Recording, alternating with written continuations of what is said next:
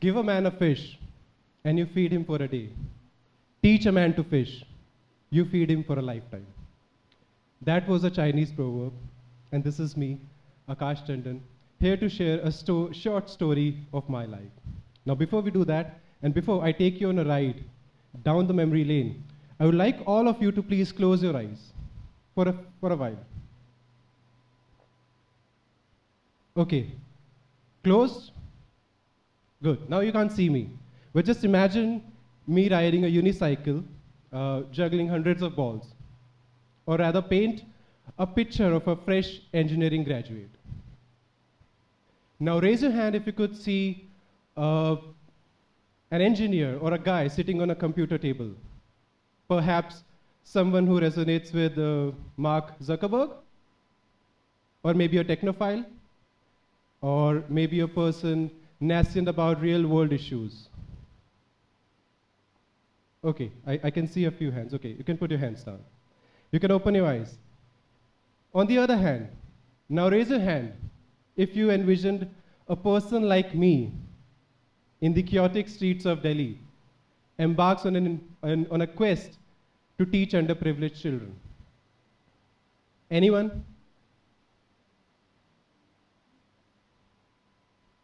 No one? Okay, so that's where the journey begins. No one saw that. Okay, I can see that hand. Okay, so that's where the journey comes up. So let me shoot you my story, a life-changing story from where I was to here, wearing a blazer, standing in front of you, giving a talk. So the journey started when I was in class 5th. I was punished for the first time. I was called out of the line and I was asked to stand aside, raising my hand for 15 minutes straight. That was the first time I was punished in my school. Reason? I wasn't wearing a blazer at that time. That's how strict convent school rules are. Now you must be pointing the reason of why I wasn't wearing a blazer. Because at that time my family was having some financial issues and they could only afford one blazer, so I asked them to give it to my younger child, and I wasn't wearing a blazer at that time.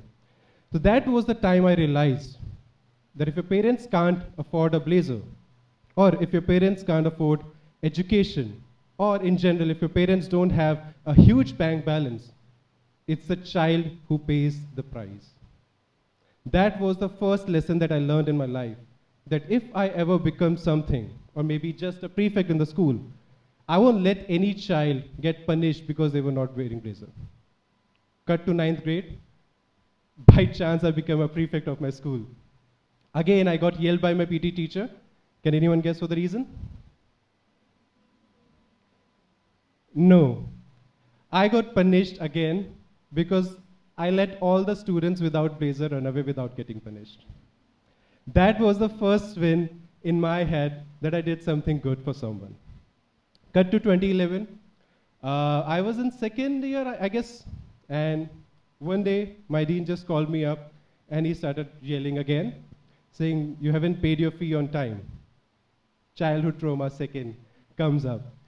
At that point again, we had some financial losses and my parents couldn't afford my college fee. And I couldn't go and tell them that, hey, please pay the fee. So I kept quiet. They kept yelling on me. And eventually a very close relative helped me pay my college fee. That was the second lesson that I learned. That if I ever become something in my life, I'll make sure that no child misses school or college because of money. Cut to 2015, I got settled with my first job. And the first thing that I did was, I started reaching out to children who needed help. And that was the time when the seeds of Pehchan the Street School were sown. Pehchan the Street School, a testament of a belief that education is not a privilege. And it is not only for the privileged. It's the birthright of every child. Doesn't matter what their name, what their caste, what their creed, or what the balance of their parents is. Every child deserves quality education. Having worked for many years with multiple organizations, I had a few friends who came in and we started this volunteer platform wherein we started teaching underprivileged children. We started with 10 children from a slum in Delhi. And now just imagine these 10 tiny scholars huddled together on the streets, on the pavement in Delhi, right? And they were just looking like a lost flock of pigeons rather than any eager learners. So we started with them. And as they say, when you do good, good comes to you.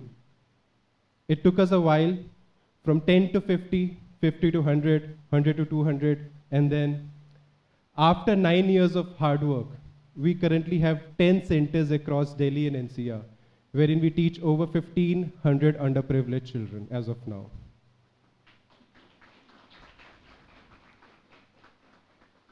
How did we do it? That's an interesting story. The whole organization works completely volunteer basis. We have over 800 people, active people as of now when I talk, who work online and on ground across multiple cities, states, and even countries without getting paid. In the last 9 years, we haven't had even a single person who we paid to work for us. And still, we built this whole space.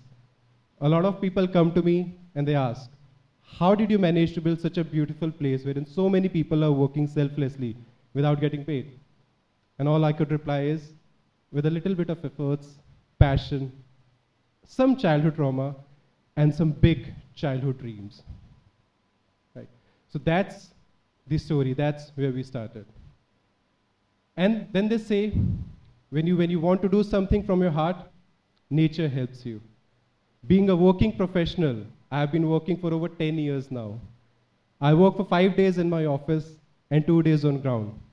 I serve 8 to 10 hours in office and 6 to 8 hours for this initiative, handling over 800 people, multiple collaborations, multiple initiatives, and over 800 people who are working with us, 1,500 students at different locations. Now again, people ask me, how do you do it, right?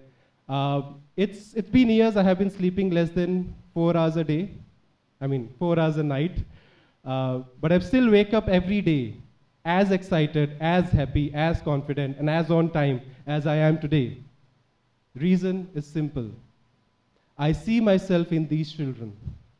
Every weekend, I come across so many stories of children when they share and when it comes to us, resembling that how every effort of ours is changing their life. It gives us motivation, it gives us peace, it gives us all the energy, all the power to wake up another night and work harder, because every extra hour that we spend, it is actually changing someone's life. I have seen students, I have a child right now who is giving his 10th board, and he's the first boy in his entire family who is appearing for 12th board this year right now as we speak. I have encountered a girl who is the first girl in the entire family who is attending a DU college right now. So there are more than 1,500 stories which we live by. And every day they motivate us to work even harder, to skip your meal, to skip your, I miss my office today because I have to come here and share this story to all of you. Right? The whole life I have spent and where I am being an average student, being from a middle class family and being a very normal person, getting punished like everyone. I'm standing here wearing this blazer, nice dress, giving a TED talk. This is not me. There are a lot of people who have contributed to make me who I am today. From family members to friends to relatives to so many people who were there to pat my back and tell me that, hey, don't give up. Come on, let's do it. Wake up, walk, run. And today I am here. I'm just trying to be that one person that I needed as a child. You never know how your efforts can change someone's life. And as this batch says, I'm just trying to be someone's hero. That after a while, maybe after a few years, at least one person would say that he was my superhero. I'll end the conversation by sharing my ambition for these children, using the words from Stephen Spender, which says, break open till they break the town, and let children look the green fields, make their world. Run a zoo on gold sands, and let their tongue run naked into books, the white and green fields open. History theirs, whose language is the sun. And at this juncture, at this point of time, I only can say with wholeheartedly, engineer or not, you all can be an architect of your destiny too. Thank you.